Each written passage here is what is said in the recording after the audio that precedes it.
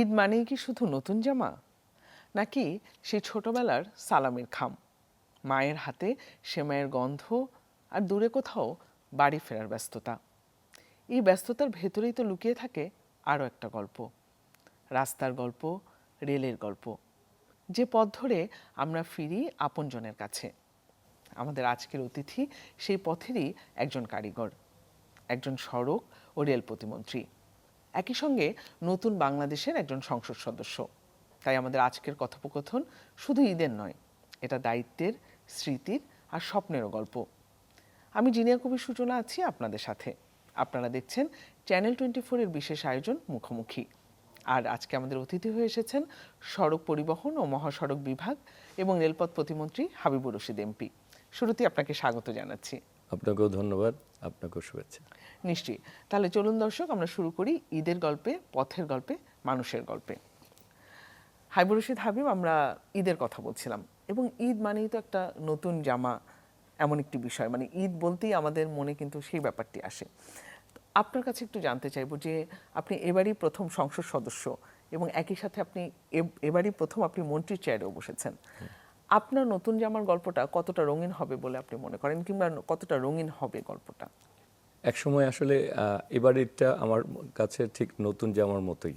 একসময় নতুন জামা লুকিয়ে কেনার পরে যে আনন্দ, কেনার যে আগ্রহ থাকতো, এবং নতুন জামাটা পাওয়ার পরে সেটা লুকিয়ে রেখে ঈদের দিন সেটা সবাইকে সামনে বের করার যে একটি, এবং ওই যে আনন্দ।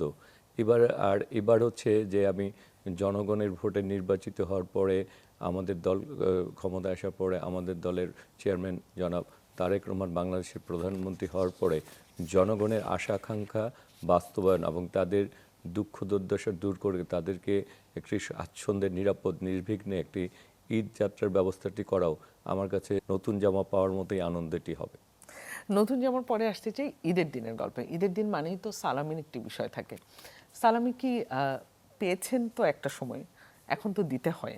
সেই সালামির গল্পটা কি এবার একটু পরিবর্তন হয়ে যাবে? মানে এখন তো অনেক বেশি মানুষকে দিতে হবে, এমন কি কোনো বিষয়? ব্যাপারটা হচ্ছে যে একসময় সালামিটা নিয়ে খুব আনন্দ ভোগ করতাম, এবং সালামি নিয়ে চ্যালেঞ্জিং একটা ব্যবস্থাও ছিল। আমি 5 ভাই বোনের মধ্যে আমি সবার ছোট, সুতরাং আমার কাছে মনে হতো যে আমি যেহেতু সবার ছোট, আমাকে সবচেয়ে বেশি সালামি পেতে হবে, এবং অন্য ভাই বোনরা যারা আমার বড় থাকতো তারা যে সালামি পেত সেটার মধ্যে আমি ভাগ বসাইতাম। আমি বলতাম যে আমি ছোট, সুতরাং আমাকে সবচেয়ে বেশি সালামি লাগবে।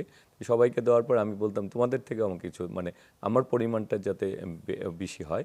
এই যে আপনি অন্যের ভাই বোনদের থেকেও ভাগ বসাতেন, এখন আপনাকে দিতে হয়, এবং সেটা পরিবারের বাইরে পুরো বাংলাদেশে এখন আপনার পরিবার। জি। দেশের মানুষের জন্য আসলে একজন সংসদ সদস্য, একজন মন্ত্রী হিসাবে আপনার সালামি দেওয়ার পরিকল্পনাটা কি? সালামিটা কি হবে আসলে? আসলে ওই যে বললাম যে আসলে যারা নতুন বাংলাদেশ গড়তে চান, হ্যাঁ, আমাদের মাননীয় প্রধানমন্ত্রী জনাব তারেক রহমান বলছেন যে আপনাদের ঈদ আনন্দ বা আপনাদের সালামি সেটাই, হ্যাঁ, সেটি হচ্ছে যে জনগণ যদি একটি সুন্দর ঈদ উপভোগ করতে পারে, এবং জনগণ যদি তারা নিরাপদ নির্বিঘ্নে বাড়ি পৌঁছাতে পারে, এবং তারা যদি স্বস্তির নিঃশ্বাস ফেলতে পারে, সেটি হচ্ছে জনগণের জন্য আমাদের এই সরকারের সালামি। একটু বাড়ি ফেরার গল্পে ফিরতে চাই যে ঈদে তো আসলে মানুষের অন্যতম একটা প্রধান ভরসা হচ্ছে রেলপথ, কিন্তু এই রেল লাইন সম্প্রসারণের কাজ কখনোই প্রত্যাশিতভাবে আমরা এগোতে দেখি না। মানে সেটি আমরা যদি বলি যে 1971 সালে 2850 কিলোমিটার ছিল, যদি আমি ভুল না করি, এবং সেটা এখন মাত্র এই যে স্বাধীনতার 50 বছর পেরিয়ে 2900 কিলোমিটারে এসে পৌঁছেছে। এই খাতে নিয়ে কি ভাবছেন? কেন এই গতিতে আগাচ্ছে না রেল লাইনটা? এই খাতে সরকারের নতুন পরিকল্পনা কি? ঢাকার আশেপাশে কানেক্টিভিটি বাড়াতে হবে, যাতে জনগণ, মানুষ যাতে সকালে অফিসগুলিতে আর ঠিক রেলে তারা যাতায়াত করতে পারে অফিসের সময়, নির্দিষ্ট সময়, আবার অফিস থেকে বের হয়ে তারা একটা নির্দিষ্ট সময়ের মধ্যেই যাতে আবার বাড়ি পৌঁছাতে পারে। সেই ব্যাপারে আমরা রেল কর্তৃপক্ষের সাথে আমরা বসেছি, এবং তাদেরকেও আমরা নির্দেশনা দিয়েছি, এবং তাদেরকে বলেছি যে আমরা স্বল্পমেয়াদী, মধ্যমেয়াদী, দীর্ঘমেয়াদী বিভিন্ন ধরনের পরিকল্পনা নিয়ে আমরা এগিয়ে যাব, কিন্তু সেই ক্ষেত্রে আমাদের একটার সাথে দীর্ঘমেয়াদী করতে যেয়ে যাতে স্বল্পমেয়াদী কোনো পরিকল্পনা হারিয়ে না যায়, আবার স্বল্পমেয়াদী, দীর্ঘমেয়াদী কিন্তু মধ্যমেয়াদী যাতে কোনো পরিকল্পনা হারিয়ে না যায়, সমন্বয়টা খুব সুন্দরভাবে করতে হবে।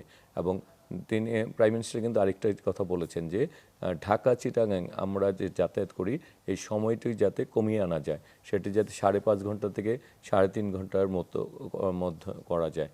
আর আমাদেরকে সাথে সাথে আমাদের যে লোকোমোটিভ বা কোচের স্বল্পতা রয়েছে, তিনি চান যে এগুলি দীর্ঘমেয়াদী, যেগুলি বাংলাদেশেও যাতে আমরা বিদেশ নির্ভর, আমরা এগুলি বিদেশ থেকে সবসময় ইম্পোর্ট করি, আমরা যাতে এই ব্যাপারগুলি আমরা নিজস্ব উৎপাদনের দিকেও যাতে যাই এবং আমরা নিজেদের এগুলি রক্ষণাবেক্ষণগুলিও আমাদের সেরকম দক্ষ একটা কর্মী বাহিনী যাতে আমরা গড়ে তুলতে পারি। এই যে ট্রেনের বিষয়টা যেহেতু আসলো, অনলাইনে টিকিট বিক্রি চালু থাকলেও সবসময় আমরা এবছরও আমরা কালোবাজারির অভিযোগ শুনতে পেয়েছি। এই বিষয়ে প্রশাসনিক এবং প্রযুক্তিগত কোনো ব্যবস্থা নেওয়া হচ্ছে কি? এই ব্যাপারটি নিয়ে আমাদের যখন আন্তঃমন্ত্রণালয়ে আমাদের মিটিং হয়েছে তখন আমরা যেই জিনিসটা করেছি সেটা হচ্ছে যে এটিকে সময়টিকে কমিয়ে আনা যায় কিনা, যে 3 দিন বা 5 দিন যতটুকু সময়, যাতে মানুষ একটা নির্দিষ্ট সময়ের মধ্যে যেতে পারে। কারণ হচ্ছে অনেকে আসলে নির্দিষ্ট সময়ে 10 দিন পর কোথাও যাবে কিনা সেটি তার নির্ধারণ করা সম্ভব হয় না। সেই আরেকটি হচ্ছে যে অনেকে অনেক ক্ষেত্রে করে হচ্ছে যে একটি কয়েকজন মিলে টিকিট একটি নির্দিষ্ট সময় কেটে নিয়ে রেখে দেয়, পরবর্তীতে তারা এগুলি কালোবাজারিতে বিক্রি করার চেষ্টা করে। সেই ক্ষেত্রে হচ্ছে যে এই টিকিটটি যাতে যার টিকিট সেই যাতে কাটতে পারে এবং সেটি যাতে ট্রেনে ওঠার পরে সে যাতে আইডি দিয়ে সেটি চেক করা যায় টিকিটটি তার নামে কাটা হয়েছে কিনা। হ্যাঁ, সেই ব্যাপারগুলি নিয়ে আমরা আলোচনা চলছে এবং এখানে আমরা সিস্টেমকে আসলে আমরা তো বক্তৃতা দিয়ে বা কথা বলে মানুষকে সব কিছু ঠিক করতে পারবো না। আমরা চাই সিস্টেমকে ডেভেলপ করতে। এই জন্য আমরা কথা বলেছি যে কোনোভাবেই যাতে কেউ টিকিটে কোনো রকম কালোবাজারি করতে না পারে বা অবৈধভাবে কোনো পন্থা অবলম্বন করতে না পারে। সেই ক্ষেত্রে আমরা বলেছি যে সিস্টেমকে এমনইভাবে ডেভেলপ করতে হবে যে একজন খারাপ লোক ইচ্ছা করলেই, খারাপ কাজের জন্য ইচ্ছা করবেই, সে খারাপের দিকে যাবে, তাকে তো সুতরাং আমরা সিস্টেমকে ডেভেলপ করে দিব এইভাবে যাতে কেউ ওইভাবে টিকিট কাটার বা টিকিট কালোবাজারি করার কোনো সুযোগ না থাকে। আমরা সেইভাবে এখন চেষ্টা করছি। আমরা আলোচনায় ছিলাম, রেলপথের আলোচনা এখনো শেষ হয়নি আসলে। আগামী 5 বছরে রেলকে কি দেশের প্রধান গণপরিবহন হিসেবে গড়ে তোলার কোনো রোডম্যাপ আছে আপনাদের? যে পথগুলিতে মানুষ বেশি রেল ব্যবহার করে সেই পথগুলির যাতে সময়টা কমিয়ে আনা যায়। হ্যাঁ, যেমন ঢাকা সিলেট, ঢাকা চিটাগাং, ঢাকা কক্সবাজার এবং সেই পথগুলিতে যাতে রেল লাইনের আরও উন্নত করা যায় এবং সেই পথগুলিতে যাতে লোকোমোটিভ আরও উন্নত মানের ব্যবহার করে। আচ্ছা, সেক্ষেত্রে ঢাকা কক্সবাজারের যে কথাটি বললেন, সেখানে তো মাত্র 2টি ট্রেন এখন যাওয়া আসা করে, কিন্তু সেখানে তো চাহিদা অনেক বেশি। কারণ মানুষ আসলে আরামে যেতে চায়, সাশ্রয়, নিরাপদ, যেটি আমরা শুরু থেকে বলছিলাম। এই জায়গাগুলোতে আরো বেশি ট্রেন বাড়ানোর পরিকল্পনা আছে? হ্যাঁ, আমরা যেটি হচ্ছে যে আমাদের আসলে এখানে ট্রেনে আমরা দুইটা, একটা হচ্ছে মিটার গেজ আর একটা হচ্ছে ব্রড গেজ। তা আমরা আমাদের মিটার গেজের আমাদের ইঞ্জিনগুলি অনেক ক্ষেত্রেই পুরানো হয়ে গিয়েছে এবং সেইগুলি হচ্ছে যে এগুলি আমরা চাচ্ছি যে এই জায়গাটা আমরা খুব জোর দিতে, যাতে আমরা মিটার গেজের লাইনগুলিকেও আমরা আরও বেশি ইঞ্জিনগুলিকে আরও উপযোগী, লোকোমোটিভকে আরও উপযোগী করে করতে পারি। আর ঢাকা কক্সবাজার যেহেতু একটি জনপ্রিয় রেল এবং এইটি অনেক মানুষ এখানে এই পরিবহনটি ব্যবহার করতে চায় এবং মানুষের কাছে এটি জনপ্রিয়। সেক্ষেত্রে ঢাকা চট্টগ্রাম, ঢাকা কক্সবাজারকে আমরা আরও বেশি সেবার মধ্যে আনতে চাই। সেখানে সকালে একটা, রাতে একটা, দুটো যাচ্ছে, সেখানে এটাকে আরও বাড়ানোর জন্য নির্দেশনা রয়েছে এবং এই ব্যাপারেও আমরা কথা বলেছি। সড়ক দুর্ঘটনা ও নিরাপত্তা, কোনোভাবেই আমরা এই দুর্ঘটনার মিছিল থামাতে পারি না এবং এবছরও আমরা দেখলাম যে ঈদের ছুটি শুরু না হতেই বেশ কয়েকটি দুর্ঘটনার খবর আমরা গণমাধ্যমে দেখলাম। এই যে নিরাপদ করতে মন্ত্রণালয়ের তাৎক্ষণিক এবং দীর্ঘমেয়াদী উদ্যোগটা কি? সবগুলি সংস্থাকেই আমরা সমন্বয় করছি। আমরা যেমন হাইওয়ে পুলিশ, আমরা ডিসি, আমরা এসপিদেরকে, তারপরে আমরা হচ্ছে পরিবহন শ্রমিক, পরিবহন মালিক এবং শ্রমিক ফেডারেশন, এছাড়া আমাদের যা ট্রাফিক জোনে যারা কর্মরত আছেন, আমাদের মন্ত্রণালয়ে যারা বিভিন্ন জায়গায় দায়িত্বে রয়েছেন এবং আমাদের সবগুলি জায়গায় যেখানে আমাদের বিভিন্ন হাইওয়েতে যে বড় উন্নয়ন কর্মকাণ্ড যেগুলি রয়েছে এগুলির জন্য রাস্তাঘাটে যেসব মেশিনারি ছিল সেগুলিকে সরিয়ে দেওয়া এবং সেখানে রিপেয়ারিংয়ের ব্যবস্থা করা রাস্তাঘাটে যেসব এলাকায় বাজারের কারণে বা অনেক ধরনের দুর্ঘটনার শিকার হতো সেগুলিকে আমরা এই ঈদে যাতে সরিয়ে দেওয়ার ব্যবস্থা করা হয়। আমরা টোটাল সমন্বয়টাই করছি। আমরা কিছু অভিযানও চালিয়েছি যে ঈদের ফিটনেসবিহীন পূর্বে গাড়ি কিংবা হ্যাঁ হ্যাঁ চালকের যে ফিটনেসবিহীন একটা মানে আপনি বলছেন যে আপনি বিভিন্ন টার্মিনালগুলোতে ঘুরছেন, আমরা হ্যাঁ সেক্ষেত্রে এই যে চালকের ক্লান্তি, এই বিষয়গুলোকে আপনারা নজরদারির মধ্যে আনতে পারছেন কিনা, বা স্মার্ট ট্রাফিক মনিটরিং বা ক্যামেরা ভিত্তিক যে জরিমানার ব্যবস্থা সেটি আরো বাড়াবেন কিনা? হ্যাঁ, আমাদের এখানে আমরা ইতিমধ্যে আমরা দুইটি সংস্থা অধিদপ্তরে গিয়েছি, যেমন যেমন সড়কের যে ভবনটি রয়েছে সড়ক পরিবহন, সেখানে আমরা যে প্রায় ঘন্টা দেড় দুয়েক বসে দেখেছি যে ওইখানে যে সিসিটিভির যে মনিটরিং ব্যবস্থা রয়েছে সেটি কতটুকু কার্যকর, তারা কতটুকু দেখতে পাচ্ছে, এবং যারা ওভারলোড বেশি মালামাল নিয়ে চলাচল করছে তাদেরকে কীভাবে চিহ্নিত করা যাচ্ছে কিনা, বা ফিটনেস বিহীন গাড়িগুলিকে চিহ্নিত করা যায় কিনা, সেখানে আমাদের কি ব্যবস্থা রয়েছে। বিআরটিএতে আমরা যে বসে বসে দেখেছি যে এরকম কি ব্যবস্থা রয়েছে, এবং সেখানে কোনো কিছু হওয়ার সাথে সাথে কর্তৃপক্ষ কতটুকু ব্যবস্থা গ্রহণ করতে পারে সেটিও আমরা তাদেরকে বলেছি যে ঠিক আছে, ওই জায়গায় ওইকে দেখাচ্ছে, ওইখানে আপনাদের কারা আছে আমরা এখনই বসে দেখতে চাই, ওইখানে আপনারা কারা আছে তাদের সাথে যোগাযোগ করে এটা 5 মিনিটে বা 10 মিনিটের মধ্যে একটা ব্যবস্থা গ্রহণ করতে হবে। তাই এরকম আমরা চেষ্টা করছি যে প্রতিটি সংস্থাকে সমন্বয় করার মাধ্যমে সবাই যাতে সবার কাজটি ঠিক মতো করে এবং তারা যাতে জবাবদিহিতার মধ্যে আসে। একটু আসতে চাই পরিবহন খাতে চাঁদাবাজির বিষয়টিতে। সেটিও এখনো থামছে না, এবং এই পরিবহন খাতে চাঁদাবাজির অভিযোগ কিন্তু অনেক পুরনো, এবং যদি আমি বলি যে এটাকে অনেক সময় সমঝোতা বলা হচ্ছে, কিন্তু বাস্তবে চাঁদাবাজিই কিন্তু আসলে সেটা অভিযোগের ক্ষেত্রে উঠে। সরকার কিভাবে এই সমস্যার স্থায়ী সমাধান করতে পারবে বলে আপনি মনে করেন?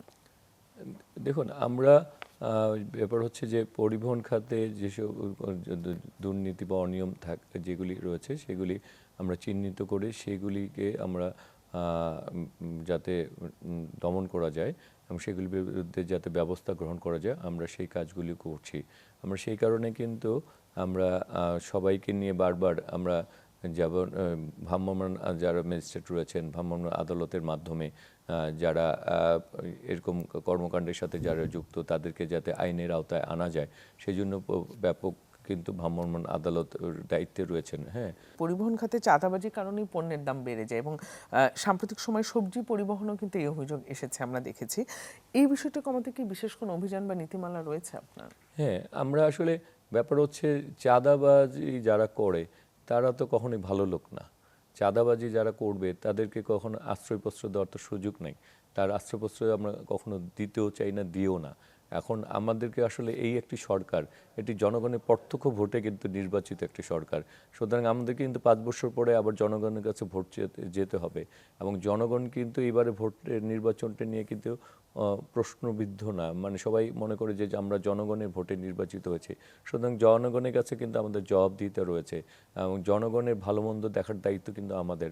এবং তারা জনগণ যেখানে কোনো নির্যাতন নিপীড়নের শিকার হবে এবং কোনো কর্মকাণ্ডের মাধ্যমে যদি কোনো কিছু মূল্য বৃদ্ধি পায় এবং যারা এগুলির সাথে জড়িত থাকবে তাদেরকে আইনের আওতায় আনা আমাদের দায়িত্বের মধ্যেই পড়ে। শেষ প্রশ্ন, আপনি বেশ কিছু খাল ইতিমধ্যে দায়িত্ব নেওয়ার পরে আপনি পরিষ্কার করেছেন। সেই জায়গায় যেহেতু আপনি সড়কের দায়িত্বে আছেন, একটু আপনার কাছে জানতে চাই যে ওয়াটারওয়েটা আসলে ঢাকার জন্য খুবই একটা কার্যকরী পদক্ষেপ। এমন কিছু ভবিষ্যৎ পরিকল্পনা আপনার আছে কিনা? আমাদের তো হাতের ঝিল হয়ে একটা আছেই, সেইটাকে আরো বিস্তৃত করার কোনো পরিকল্পনা আছে কিনা? প্রাইম মিনিস্টার যেমনইভাবে তারেক রহমান যেমনিভাবে সারা বাংলাদেশে নদী নালা খাল তিনি খনন করছেন এবং এটিকে তিনি প্রায়োরিটি দিচ্ছেন, তেমনিভাবে আমরাও এই আমাদের সংসদীয় এলাকায় যেসব খাল রয়েছে সেগুলিকে আমরা প্রায়োরিটি দিচ্ছি, খনন করছি, এবং যারা অবৈধ দখলদার রয়েছে তাদেরকে আমরা সেই দখল মুক্ত করার জন্য আমরা সামাজিকভাবেও তাদেরকে যেমনিভাবে আমরা বলছি, এবং এটাও বলছি যে সামাজিকভাবে এখন আমরা বলছি তোমরা জানো তোমরা কারা অবৈধ দখলদার। আমাদের যখন আমরা প্রশাসনিকভাবে এই পদ গ্রহণ করব তখন তোমাদের আর কিছু বলার থাকবে না, কারণ এই খাল আমরা উদ্ধার করবই। খালের দুই পাড়ে যে অবৈধ দখলদাররা যে জায়গাগুলি দখল করছে, যে খালের অংশটুকু, সেগুলি দুই পাড়ে যাতে ওয়াকওয়ে তৈরি করে এবং এটিকে যাতে নির্দিষ্ট করে যাওয়া যায় যে এই হচ্ছে ওয়াকওয়ে, এরপরে খাল, কেউ যাতে এই জায়গায় আসতে না পারে সেই জন্য আমরা সিটি কর্পোরেশনের সাথে কথা বলেছি, সিটি কর্পোরেশনের জেলা প্রশাসক, সিটি প্রশাসকের সাথে কথা বলেছি। আমরা সবাইকে নিয়ে সমন্বিতভাবে আমরা এই খালগুলি উদ্ধারের প্রচেষ্টা করে চলছি। হাবিবুর রশিদ, অনেক ধন্যবাদ আপনাকে। আমরা অনেকগুলো প্রতিশ্রুতির কথা শুনলাম, পরিকল্পনার কথা শুনলাম, এবং আপনারা আসলে জনগণই আপনাদের মূল শক্তি এবং জনগণের ভোটই আপনারা এসেছেন। নিশ্চয়ই জনগণের কাছে আপনাদের এই জবাবদিহিতা কিংবা দায়বদ্ধতা অব্যাহত থাকবে, সেটাই আমাদেরও প্রত্যাশা এবং নিশ্চয়ই সাধারণ মানুষেরও প্রত্যাশা। আমরা চাই জনগণ সেই পর্যায়ে থাকুক যে সে আমাদেরকে যে ভোটটা দিয়ে তার প্রতিনিধি হিসাবে পাঠিয়েছে সেটি আমরা সঠিকভাবে পালন করেছি বা পালন করার সর্বোচ্চ চেষ্টাটুকু করেছি। আমরা চাই জনগণ সেই আত্মতৃপ্তির জায়গায় যাক এবং আমাদের কাজের মাধ্যমে। জি, অসংখ্য ধন্যবাদ আপনাকে আমাদের সাথে থাকবার জন্য। ঈদ মানে শুধু আনন্দ না, ঈদ মানে পথ চলা। কেউ বাড়ি ফেরে, কেউ দায়িত্বে থাকে, কেউ সালামি পায়, কেউ সবার জন্য পথ তৈরি করে দেয়। আজকের কথোপকথনে আমরা তাই দেখলাম একজন প্রতিমন্ত্রীর ভেতরে লুকিয়ে থাকা সেই মানুষটাকে, যারও আছে ছোটবেলার ঈদ, সালামির গল্প আর বাড়ি ফেরার টান। হয়তো এটাই নতুন বাংলাদেশের গল্প, যেখানে দায়িত্ব আর আবেগ পাশাপাশি হাঁটে। আপনাদের সবাইকে জানাই ঈদের শুভেচ্ছা।